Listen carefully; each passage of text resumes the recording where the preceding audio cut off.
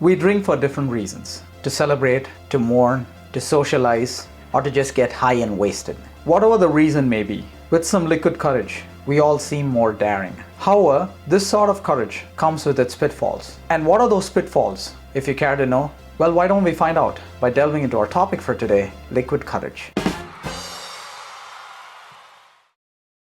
During high school, we went on a trip to the Pink City. It was a train journey for the most part, so we spent a considerable amount of time inside the train. We were still having fun though, listening to music, playing cards, gossiping, and behaving like how typical high schoolers would behave. When it was time for dinner, the food boxes were handed to us by our teachers. I opened mine and started eating. But for some strange reason, the box slipped out of my hand and fell on the train floor, dirtying my footwear as well. I knew I had to clean up, but I thought, why not I start with the footwear first and then do the floor.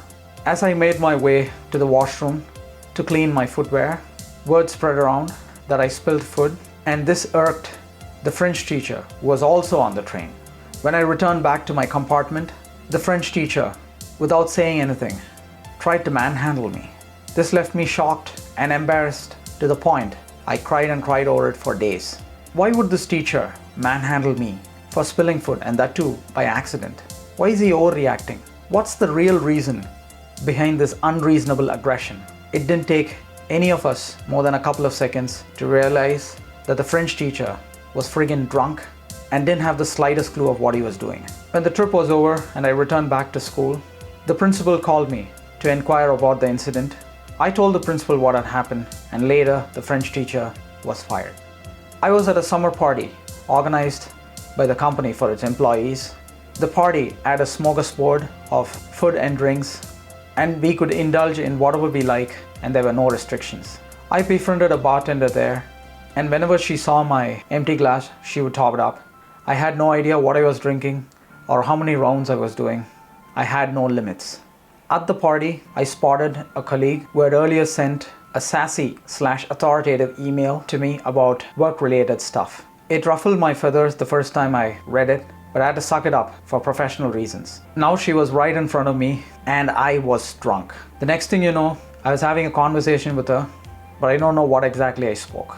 As the evening went on, I drank and later puked all over the washroom.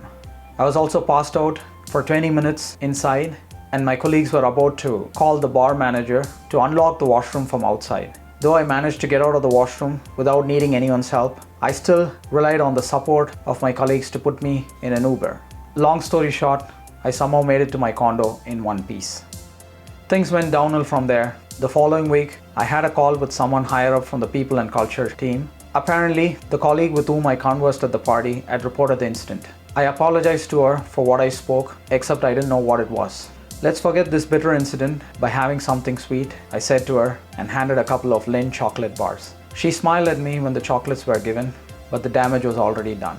I had earlier applied to be a member of the DEI committee in the organization, and I was rejected now solely based on disciplinary grounds. Besides this, I went back to the resto bar with some cash, wrote a handwritten apology on the napkin, and handed it to the janitors who had cleaned up that dirty washroom that night.